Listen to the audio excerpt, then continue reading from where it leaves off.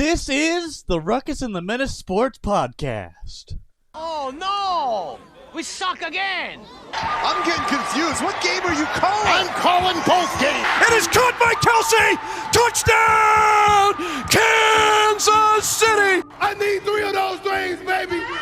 We ain't done yet! We ain't done yet! You like that? You like that? I like that! How's it going, everybody? You are listening to the episode 92 of Ruckus and The Menace Sports Podcast. I'm Spence the Menace.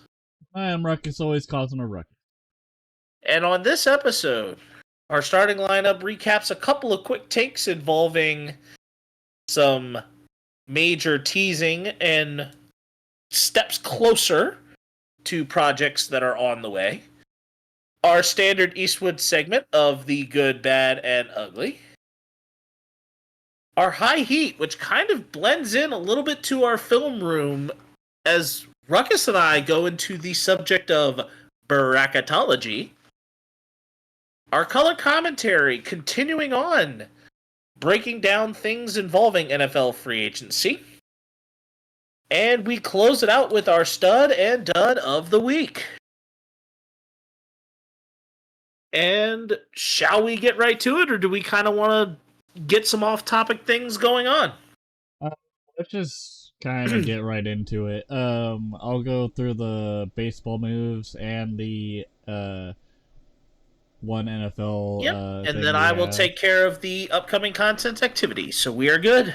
All right. So for baseball moves, so one of the many. Or one of the last pitchers that the White Sox have that is actually good is now a San Diego Padre, Dylan Cease. He was traded to the Padres from the White Sox late last week. I believe it was for some prospects to the White Sox. And then it does not surprise me. Yep, and then Cole Calhoun retires after 12 years, calling it a career. He was mainly known as a Los Angeles Angel outfielder. He kind of gave me like the vibe of Matt Stairs, like a younger Matt Stairs. And then except he didn't travel around team to team to team, year to year to year. Oh yeah, Matt Stairs is one of those ultimate immaculate great answers. And then Michael A. Taylor and Domingo Germán are now Pirates. Yar. And then another one. You do that. I had to. All right, and then in the NFL, Aaron Donald retires after 10 seasons in the NFL. To me, this was a little bit of a surprise, but at the same time, the man is getting older. Probably was thinking about what he wanted to do after his NFL career, and he, I guess, decided he wanted to do it sooner rather than later. Also, something that was a little bit surprising was the Leighton Vander Esch retirement, the linebacker from the Dallas Cowboys. I think that both of those, were kind of in due time. Time and Father Time and the Cinderella clock of the 15 minutes of fame clock hitting midnight were definitely significant. However, Aaron Donald, I have to say this. If you look at just kind of the resume that Donald had in such a dominant fashion throughout his entire career, just wait. At this point, 5 years from now, I'm calling it right now, he will be a first ballot NFL Hall of Famer. He will have a gold jacket, and his bust will be in Canton in 5 years from this date. All right, Spennis, what do we got for our future content coming up? So, we have kind of announced a few different things here. And our March to October run is happening. This is guaranteed. Yes, it is going to happen. We have confirmed our teams, but we will not reveal them until closer time. However, I will give clues, or at least a clue. If you know us both, or at least have paid attention enough in these episodes that you kind of know your way around it, I am sure that you will be able to figure out at least one, if not both, of these potential teams we are going to be choosing. If you can play the context game enough and know which one of us is doing what, I'm sure you will figure something out. Yeah. Road to the Show. I've been playing around with MLB The Show. Road to the Show has a draft combine on the front end. So it feels a little more, you get more of a good narrative base off the front end. So, Road to the Show. The idea of this is still on the table, but it is going to be a little bit, it may move itself up, and it will be a random side series that will either be done on as YouTube episodes, as a little side note, or they will be YouTube streams or Twitch streams on my channel. Probably YouTube streams, if anything. I know that it doesn't quite get the traction, so it may be done more in an episodic basis. However, this is entirely possible. I have not decided whether I'm going to do a position player or a pitcher or even a two-way player yet. So I have not done haven't done all of the logistics yet. But I've tested around a little bit with it while the servers were down.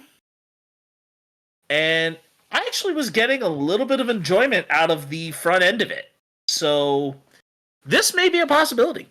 Yeah. But now that we've gotten through some of the potential sneak preview material, let's now get into our Eastwood segment, the good, the bad, and the ugly.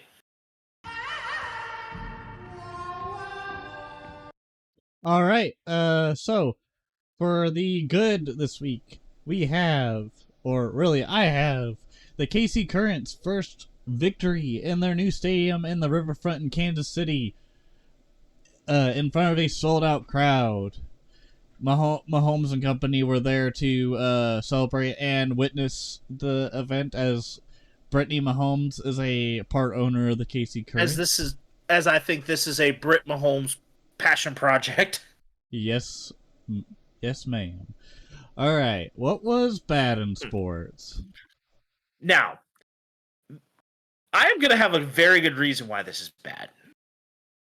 And this is that snubbed NCAA tournament teams. So normally, whenever you're kind of just short of making the NCAA tournament, there is at least one major side tournament that teams can get invited to. This is the NIT, the National Invitation Tournament. St. John's, Pitt, and Oklahoma, all teams that were kind of right there on the borderline and just missed the cut, are all being snubbed, or are all being snubbed by the NCAA tournament. They are giving the NIT selectors the middle finger, saying, F you, we are not playing in your tournament because we should be here and not here. Excuse me. Excuse me. And that's not Florida University, by the way. That's an actual FU. Yeah, Florida University in this case would actually be UF, Oh, University well, of Florida. shit. But Well, but where I'm going with this is what you guys have done, St. John's, Pitt, and Oklahoma. You have deprived your players of postseason basketball. If you really thought that you were 100% deserving of being able to make the NCAA tournament, go into the NIT, kick butt, take names, and handle business. Handle your business there. Because an NIT championship, though it does not hold as much prestige as being in the big dance, it still holds a good amount of value. Because it's winning. It gives you an opportunity to play more basketball. It puts your players in the eye, especially if you want to see them move up into the pro ranks either overseas or at the National Basketball Association, to say, hey, this is what my player can do. This is what my player can do. This is what I can do as a player. You got this. I feel horrible that these three teams, especially in particular, just feel so entitled. It's just entitlement that they think they have just to say, hey, we belong here, and some of these teams that stole spots, and yes, the selection guy that was interviewed said that 5 spots were stolen. 5 bids got stolen by teams that very well were not power name. So yeah, there were going to be a lot of teams that were taking your standard hike. what about Rick Pitino's response to this? Does he have more of a FU to the NIT or more to his players? I knew where you were going with that, but I think there were enough issues throughout his entire lifetime that Pitino's eating crow for. I mean, did you hear anything about his disgraced exit from Louisville? Somewhat. Yeah. Yeah, there are enough things that Pitino has had people take exception for. And Pitino blasting his team. Like, just go win the NIT. Just go compete in a tournament that, granted, there are still teams with very, very prestigious records in it. There are just teams that are not in the NCAA tournament. It's old man Pitino. He's on his ways again. Patino's just trying to. Patino's just trying to be a wannabe Marlon Brando. No, the only person that can get away with that, and you and I both know this, is Pat Riley. Oh, I was about to say Al Pacino in Any Given Sunday, but no, but I was talking like an actual person, not an actual. Pat Riley is like I was saying Pat Riley because Pat Riley is basketball's version of The Godfather. Enough said. Yep. And now that we get through the bad, let's get to the downright ugly, because I am sure that you have quite a ridiculous one. I mean, you heard me get on my soapbox on the bad. So, take it away. The downright ugly, which it is definitely ugly. The first one, we're gonna give you guys a little bit of a teaser. So, the first one, which I thought was kind of hilarious, I saw this earlier today. Le'Veon Bell is making an OnlyFans. And did anyone ask for it? I don't think so, but I mean, it's probably on sale right now for $3.50 a month. I had to look it up for research purposes.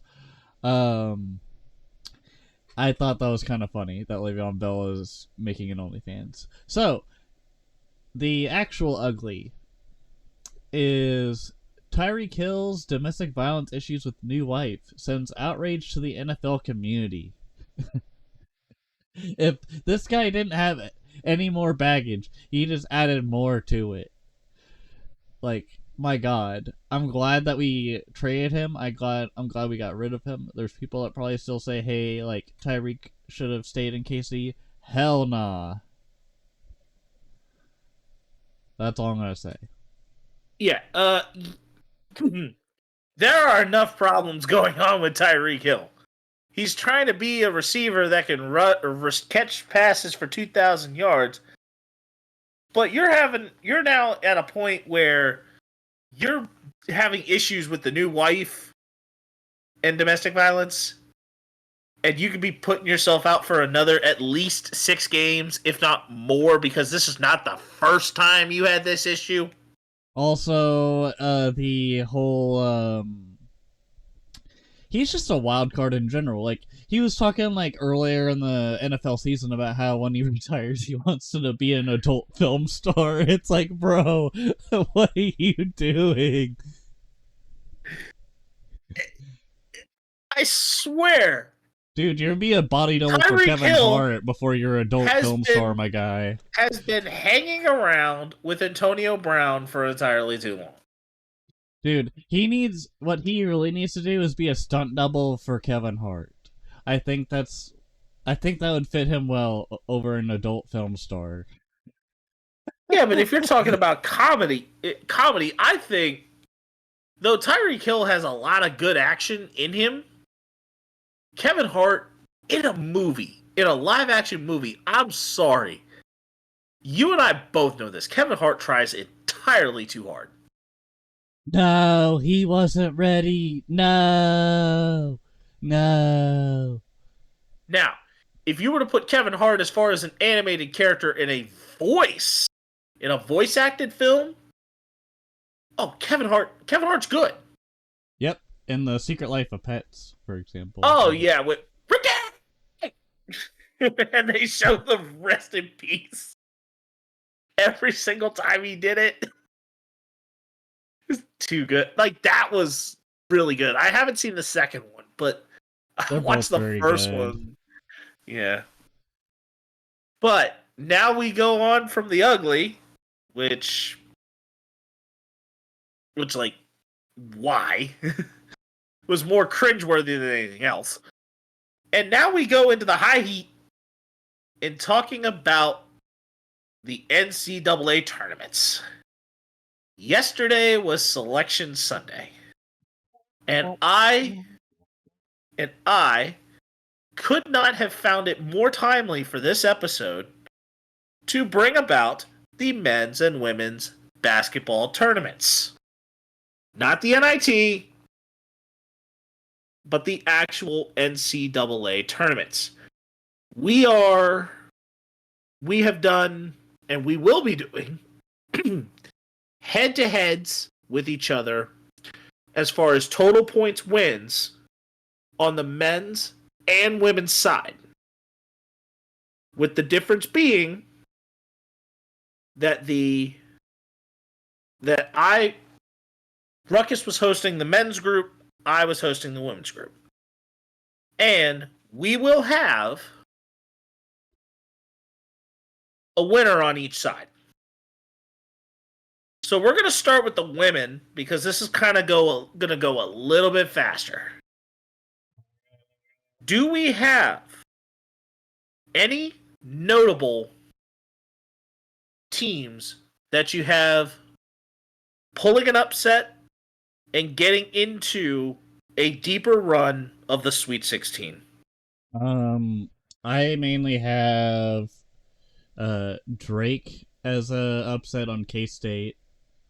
As K-State, I mean, before that round it'd be K-State versus Portland, and I picked K-State to win that. And then K-State Drake, I put Drake in there, and then they face Iowa to then get eliminated by Iowa. And then other notable upsets, that's it pretty much. Maybe Oklahoma, South Carolina, but I feel an upset more as if it's like a 10 seed versus a 1 seed. rather than a 5 seed versus a 1 seed or whatever. I have Marshall taking down Virginia Tech to get to the round of 32.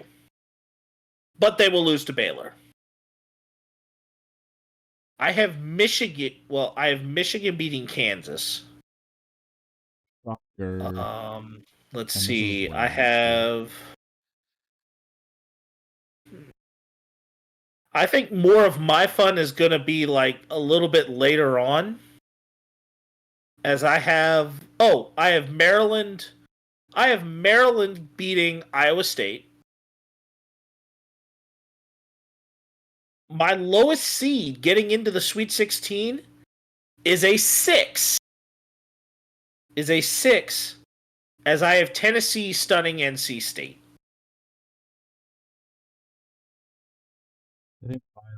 So now, on to the Sweet 16. My lowest in the Sweet 16 is Drake at 12. Is a Drake at 12. Okay. So my Sweet 16, I have South Carolina over Indiana, Notre Dame over Oregon State, Texas over Gonzaga, Stanford over Tennessee, Iowa over K-State, LSU over UCLA, USC over Baylor, and UConn over Ohio State. My Sweet 16, I have Oklahoma over South Carolina, Iowa over Drake, Notre Dame over Nebraska, LSU over Creighton, USC over Virginia Tech, Texas over Utah, NC State over Stanford, and UConn over Ohio State. Or as other people would call it, The Ohio State University. My Final Four will consist of South Carolina, Stanford, LSU, and UConn. And then my Final Four will consist of Oklahoma, Texas, Iowa, UConn. I will have South Carolina over Stanford and LSU over UConn. It'll be Oklahoma over Texas, Iowa over UConn for me, and then the final game is Iowa over Oklahoma. I have South Carolina over LSU.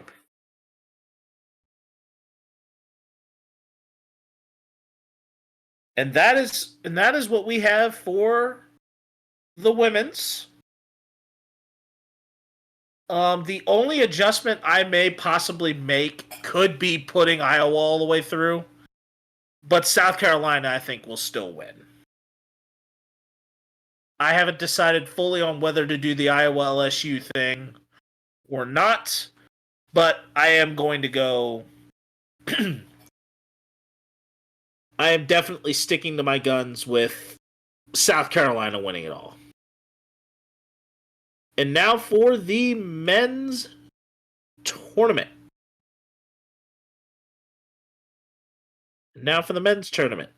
The only are there upsets any I have are for the men's is well, let me look.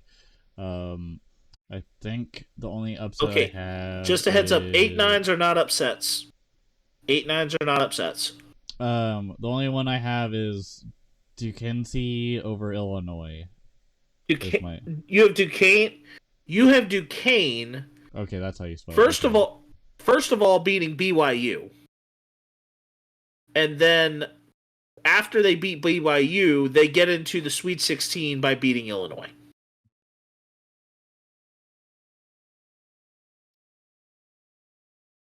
All right, I have in my first round. My 12 that is going to beat a 5 is that I have James Madison over Wisconsin. And my double-digit seed that potentially could make the Sweet 16, I have Drake. Drake beating Washington State. And then Drake coming in and stunning Iowa State in the round of 32. So my Sweet 16 consists of UConn, Auburn, Illinois, Drake, North Carolina, Alabama, Clemson, Arizona, Houston, Duke, Kentucky, Marquette, Purdue, Gonzaga, Creighton, and Tennessee. Yeah, my Sweet 16 consists of UConn, Auburn, Houston, Wisconsin, Kentucky, Marquette, Duquesne, Iowa State, North Carolina, St. Mary's, Purdue, Gonzaga, Creighton, Texas, Baylor, and Arizona. All right. My Sweet 16 for the East region, I have UConn over Auburn and Illinois over Drake. My West region, I have North Carolina over Alabama, Arizona over Clemson. My South region, Duke over Houston, and Marquette over Kentucky. My Midwest region, I have Gonzaga over Purdue and Creighton over Tennessee.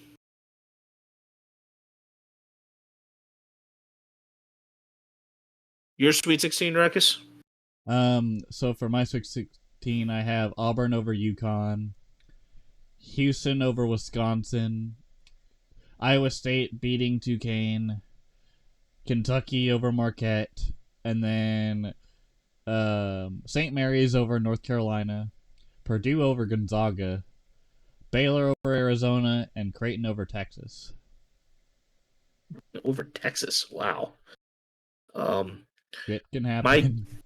My final four will consist of UConn, Arizona, Marquette, and Gonzaga. Mine is Auburn, Baylor, Houston, Purdue. I will have UConn over Gonzaga. And my winner will be UConn. I have the championship game being Auburn and Houston, and I have Houston winning it all. We do have a couple of days to make adjustments. We will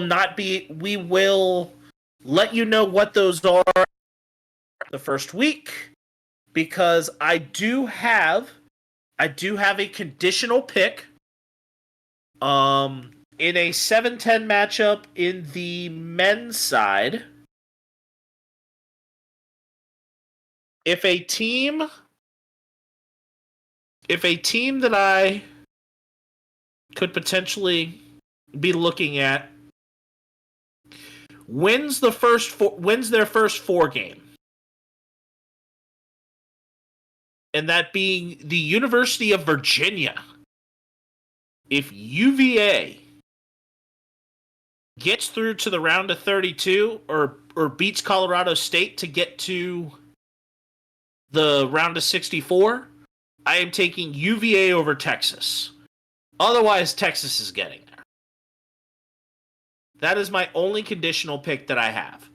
So I do have time to make those adjustments. We also can adjust a little bit more in the middle heading into Thursday. Thursday is when everything locks. So we kind of have a little bit of a first draft, and we'll let you know if we make any changes on Monday. Or at least on the next episode. All right. And now on to our color commentary, where this week it is the continuation of the NFL free agency and whatever move just happened. So, first question. Well, our common theme for our first 3 topics involve quarterbacks. And the first quarterback that I think we need to talk about here, I think we're going to save the other 2 for a little bit later, because we kind of want to talk about some things here. The Giants signed Drew Lock. Minnesota signed Sam Darnold. And the Commanders signed Marcus Mariota. The Raiders release Jimmy Stamos Garoppolo. The question here for these 4 teams Granted that one of them we will talk about later. Do these 4 teams, are they highly looking for a quarterback in this year's draft class? I think for sure the Raiders are. The Commanders, I think, will definitely look at one, but I don't know how they see Mariota as a overall player there. My guess is he will be kind of just a backup role.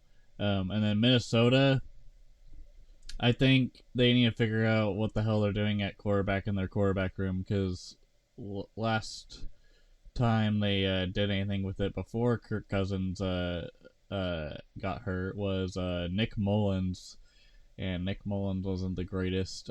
Neither was Josh Dobbs? well, Dobbs was a lot better than Hall. Jordan Hall, I think, was his name. Yeah, Jordan Hall. But Jordan Hall also suffered a bad injury, too. And then the Giants, the Giants, the only thing that's stopping them is themselves at this point. When you extend Danny Dimes, a guy that literally just runs away from his problems and ends up making another problem by fumbling the ball, no. The Giants don't deserve greatness when they shoot themselves in the foot many times like Plexico Burris. I'm sorry, but Danny nickel and dime them into signing another contract, but they've had it with him. They're in the point where enough is enough. Could we possibly see Danny Dimes get traded? And he could be left to nickel and dime another team. Maybe. I don't know, but Drew Lock seems like a better option. I mean, Tommy DeVito seemed pretty good too, but he was definitely a less proven quarterback that got some fame early. But yeah, I don't know what the hell Giants are gonna do. They at least made a semi decent pick in Drew Lock, signing him. Yeah, that's all I will say a quarterback who really hasn't, and I will say the same thing about Sam Darnold here. They basically, all 3 of these teams basically signed quarterbacks who have not really found a true home. They just signed 3 hobo quarterbacks. Yes, I just said that. 3 hobo quarterbacks. Well, they're no longer homeless, so. But they're still. But I'm saying, like, they've kind of journeyed around the entire scale of the league. Drew Lock has never really found a definitive home in Denver. Got yeeted away in the Russell Wilson trade and going to Seattle. Could not secure the starting job there because Geno took it from him. And we'll get to talking about Geno here later, too. Do we want to talk about, Oh, we're getting there. We're getting there. Let me cook. But and then Mariota, who has kind of journeyed around like 4 or 5 different destinations. Tennessee, Oakland, the Raiders, the Falcons, the Eagles, and now coming to the Commanders at 30. I mean, the good part about the Mariota signing is that he was cheap. He was a cheap quarterback, not a splashy guy, could serve as a little bit of a mentor to the heir apparent who is still on his way. Or at least is still unknown, concealed behind smoke and mirrors at this point. But there are more dominoes that still have to fall. I'm honestly surprised that Mariota didn't just retire. What, and pull an Andrew Luck? And all of a sudden grow a massive beard and become a captain? Not even like become Andrew Luck. It was just that like his tenure as an NFL player has just been kind of off and on, and it seems like he's kind of just been in like a regressive role. Like he doesn't really do much, and yeah, that's kind of like the role of a backup quarterback in a sense. You don't know when you're gonna actually go out there and play for the team, but like I would have thought if I was Mariota, I probably would have just hung up the cleats. That's just my opinion. Wow, like my whole remark just sailed completely over your head. The difference between Mariota and Luck is Luck gave pretty much went away with $30 million over the span of a few years with the Colts. Mariota would have like spent maybe $10 million per year.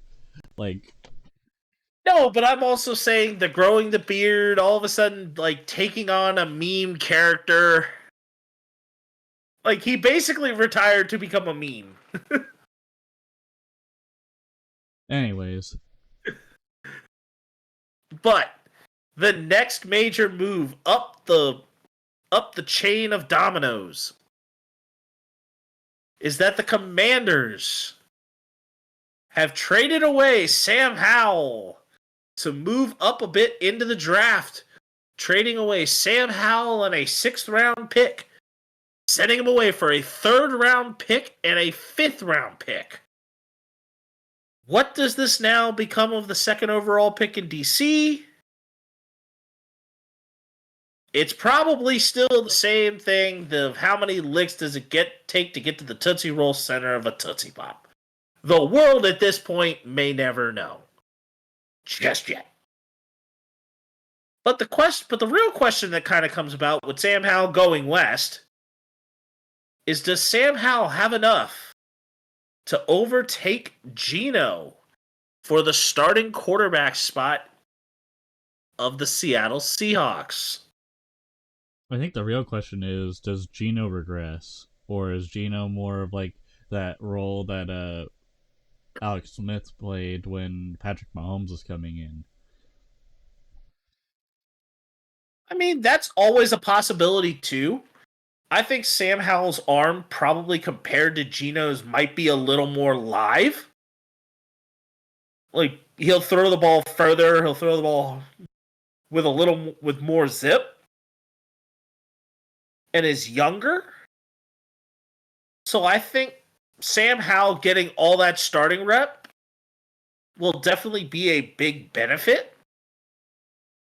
Will be a big benefit to the Seahawks, and that sucks for us as Commanders fans, but I understand letting go of a quarterback from an old regime. Give us a new, fresh start at quarterback from a new regime and kind of really let us start fresh. And I think that's kind of what the Commanders have done in a general sense across much of the board. The only things that really haven't changed a ton ever since we've gotten Dan Quinn and all them, our wide receiver room hasn't changed much. The top 3 right now are still Terry McLaurin, Jahan Dotson, and De'Ami Brown. Our running back room still has our top guy and our 3rd guy, but we added a 2nd guy. The linebacking room is drastically changed. The safety room loses its best player, but we pick up a bunch of pieces that kind of can support a few different things. The D tackles still remain. So I think overall, I think what Peters has done is make quiet moves while not ultimately spending, not blowing the entire $90 million in one go. He's using a little bit of the money that we have to be able to spend wisely and probably going to save the rest. and probably make more while we're at it. That is what this is good all about.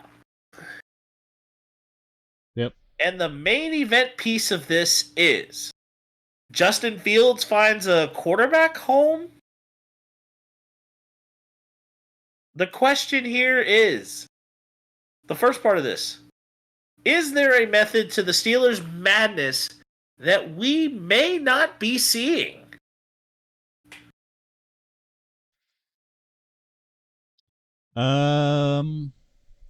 I see it as more as Justin Fields is starting, and Russell Wilson will be cooking up some grub for the players in that Steelers locker room. I believe that Russell Wilson is just a bridge quarterback. He has been demoted in terms of his franchise quarterback role status. He has become nothing more than a bridge quarterback at this point in his career. He's just going to have a year, mentor Justin Fields. The Steelers are going to cut him loose, let Russ ride into the sunset, and Justin Fields will become their guy effective next year, or if Russell shows any sign of downturn in performance or an injury. There is something up with this. And I think the Steelers are kind of catching on to something that we may not be seeing. Right, or at least on paper. Kenny Pickett was traded away. How do we kind of feel about kind of what's going on with him? He was not happy being a Steeler. Case in point. He didn't want to compete with Russell Wilson for the quarterback job, and he just wanted out. And I don't know what that means for Kenny Pickett when it comes to him being in Philadelphia. I don't know if it's going to be a short stay or he's not a chicken. Yes, he is.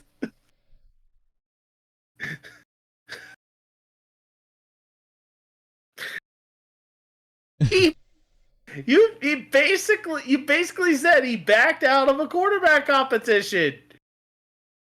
Of course, the chicken noises were going to get added in. He's like, I don't want to compete. I just want to be a starting quarterback. And you go to a situation across the state where are you going to be starting there, Kenny? Absolutely not. Unless Jalen Hurts gets hurt again. But even then, doubtful.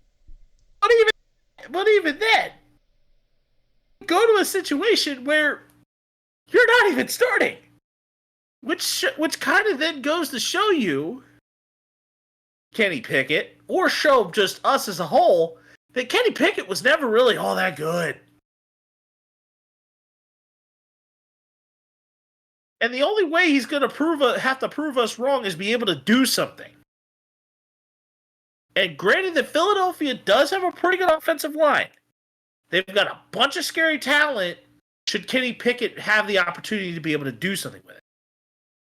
But that franchise is completely locked in on Jalen Hurts. Kenny Pickett now becomes no more than a backup quarterback. And it puts the Bears in a very interesting situation in letting go of Justin Fields. Because right now, quarterback QB1 is Shepherd University's own Tyson Bagent. Yes, I said it. Currently, right now, on the Bears depth chart, QB1 is Tyson Bagent. Do the Bears draft Caleb Williams to overtake immediately, or do the Bears possibly look at the best player available, Marvin Harrison? Maybe not.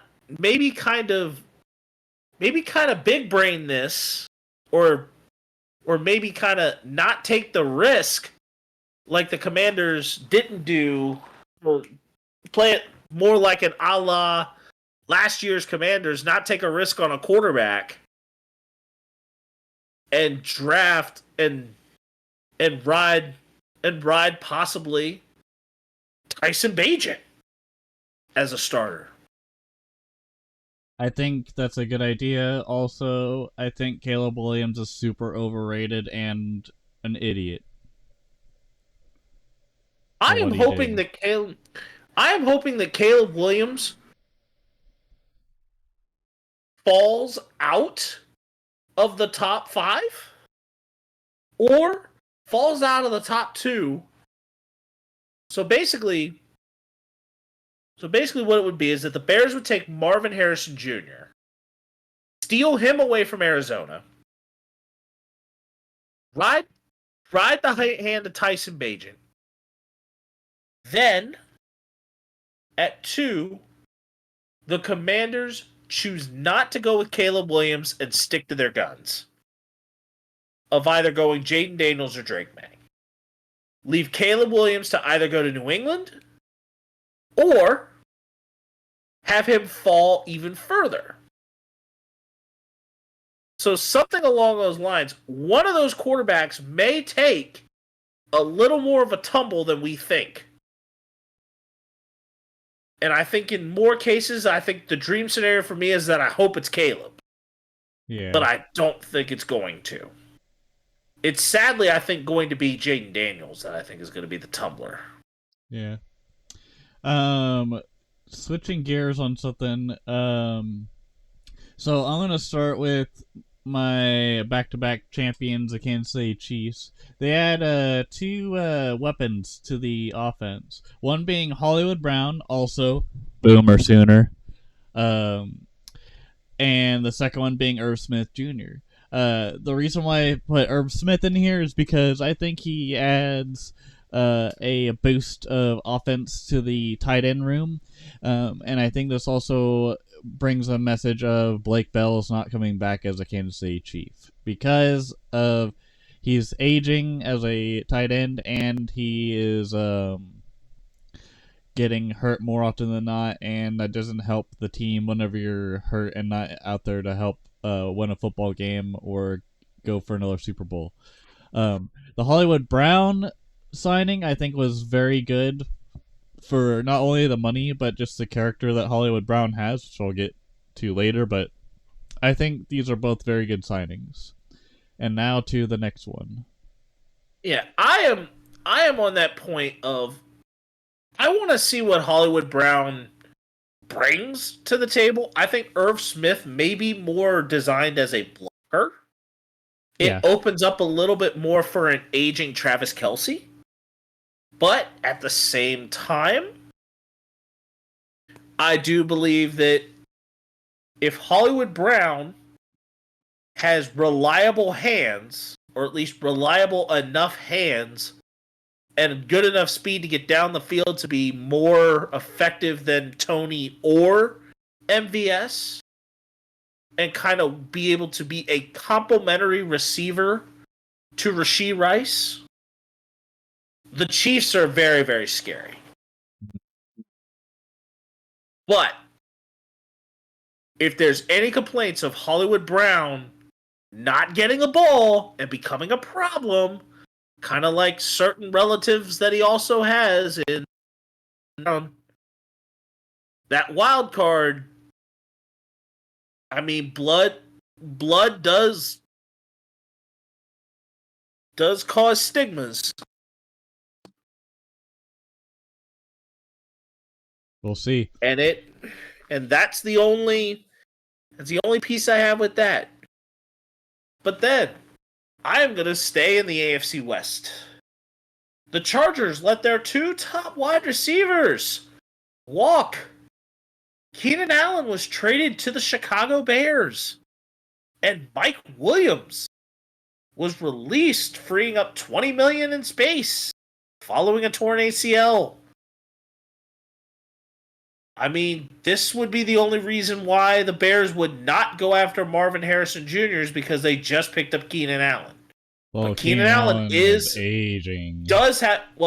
Aging and does have a rap sheet of his own with injuries. Dude But the probably has the question second here worst is- injury bug compared to David Bakhtiari, and David Bakhtiari's got a long history of leg issues. I was also going to throw in there that it kind of reminds me a lot more of like in a quarterback perspective of Steve McNair, of all the injuries he had to deal with. But that's beside the point. The real question in this is do these moves that the Chargers have made change how they approach the 5th overall pick? I think they probably go either younger in the defense with a defensive tackle to bolster their defense, or they try to make more moves trying to get more linebacking help because Joey Bosa's getting up there in At age. 5? Well, I'm not saying it. I'm not saying it at 5. 5? Let me finish. I'm saying I think they go for like I was just kind of thinking out loud, but I think they approach the 5th overall pick not at their offense. I think they probably go more defense, like at a tackle. Yes, at 5. Not linebacker, but just a D tackle. This is kind of like what the Commanders did at 2. This is a swinging, wide open door for the LA Chargers to grab a wide receiver. The cream has risen to the top when it comes to some of these wide receivers. And it gives them a wide open door for if Arizona does not take Marvin Harrison Jr. to try and grab him. It also opens the door for Malik Neighbors to go there. It gives Roma Dunzi a chance as well to move up the draft board and be seen as a 5th overall pick. It opens the door for them to take a wide receiver. Does that mean that it pushes down Joe Alt? Yes.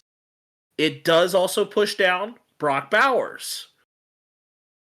But letting go of Keenan Allen and Mike Williams leaves the Chargers very hungry to draft a pass target. And the door for them, I think, just swung wide open for that. I think they can address the other 2 positions a little later in the draft. As linebackers, D tackles, stuff like that, are going to be further down the board. Get the best available player at 5, which is likely going to be Malik Neighbors.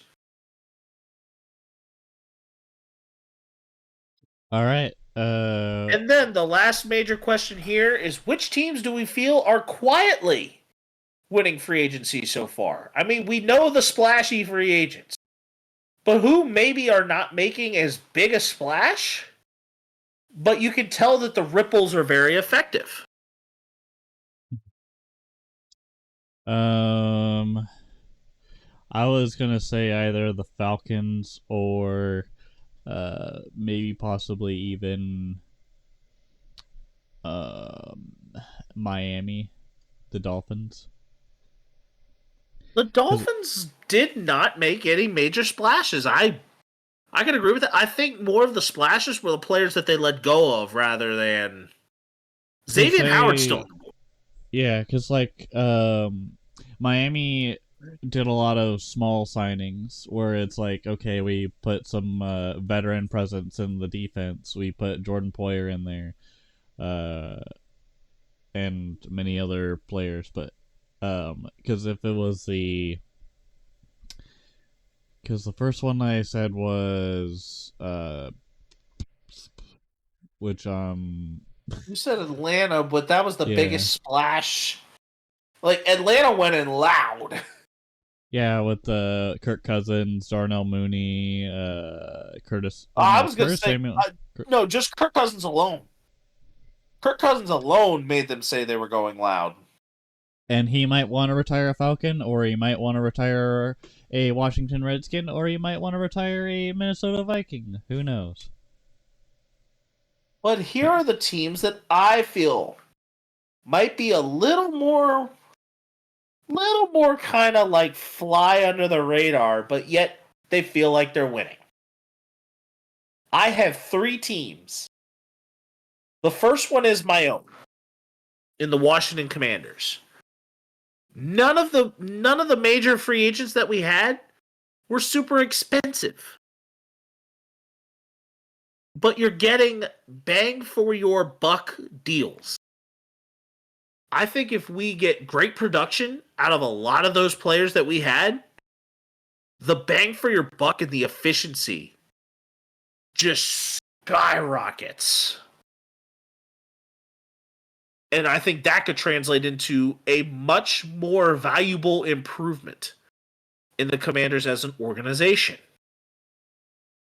The second team that I think is kind of going in very, very quietly and winning, the Houston Texans. Danielle Hunter, yes, that's a big free agent. But that was because another big free agent in Minnesota took from them. So they kind of ended up grabbing their guy. Their former guy. So they did a lot of like under the those under the radar type things. The Mixon deal was a little bit more of a splash. It was more of like we don't want to get rid of Mixon. Like, we don't want to completely release Mixon, but we're willing to trade him. Because whenever I first saw that he was released by the Bengals, I was like, all right, whatever. And then I saw he got traded to the Texans. I was like, what? Didn't he just get released? Wouldn't that be more of like a free agent signing? I was like, what? The Texans are more like, yeah, like, you're willing to let him go, but even though we could take this guy for free, we are willing to offer you something in return to see if you take it, to see if you would rather take that. That almost feels like ultimately a net win-win situation, where Cincinnati was able to get something in return for Joe Mixon. And then the third one that I have is the Green Bay Packers. They didn't do much, but they did get a better running back. That's for sure. But some of the aggression that Green Bay had in pursuing the free agents that they did is a sign of good things in a few years. Think of what happened when Green Bay pursued Reggie White in free agency. Within 4 years, Green Bay wins a Super Bowl. Charles Woodson. Within 4 years, Green Bay wins a Super Bowl. If Josh Jacobs has this, and then within 4 years, Green Bay is winning a Super Bowl. There's something about Green Bay aggressively pursuing a free agent. If they can aggressively pursue and get success out of it, they turn it into a Lombardi. And that is why I think Green Bay is quietly winning. Okay. Now we're kind of wrapping up. We're kind of wrapping up the show here. And it is time for our stud and dud of the week. Ruckus, all right, take it away. All right, so my stud will be Hollywood Brown his reasoning for choosing the Chiefs and being humbled by the opportunity rather than the money at the end of the day, saying that he lived very poor and this humbled him to showcase his talents. And then an honorable mention for a stud is the Mahomes and Kelsey squad opening a 1587 steakhouse in Kansas City. And then my dud for this week is CJ Gardner-Johnson coming back after bad-mouthing Eagles fans when he left to go to Detroit and now is back with the Eagles.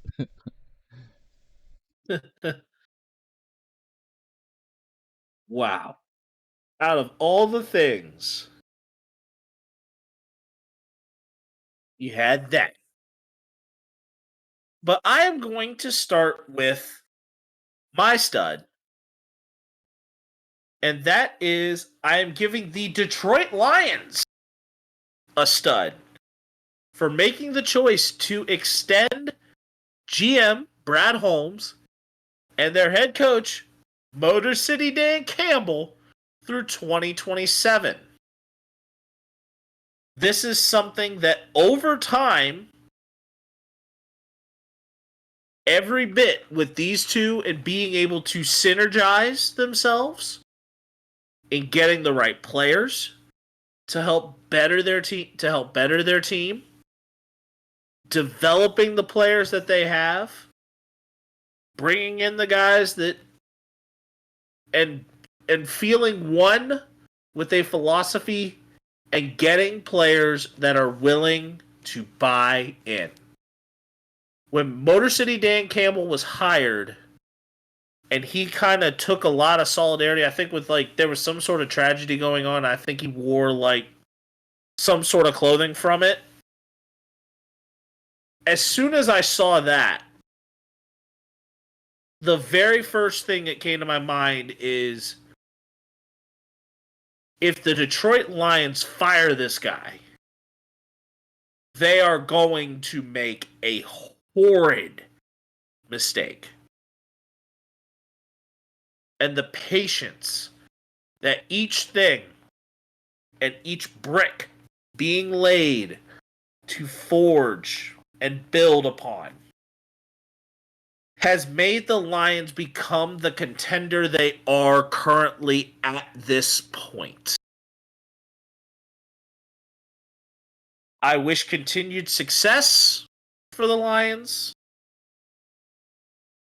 especially because I believe that these two working together, I think can cultivate a culture that can build championships, or build at least a championship that Detroit has never seen,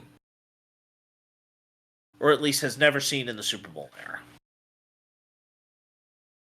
My dud goes to the San Francisco 49ers for making administrative payroll accounting mistakes.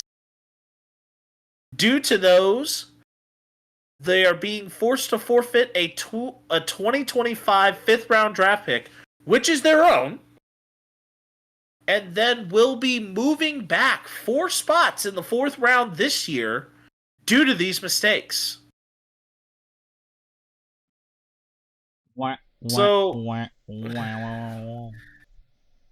Yeah, I mean, and everybody was talking about all the Commanders' issues with the books.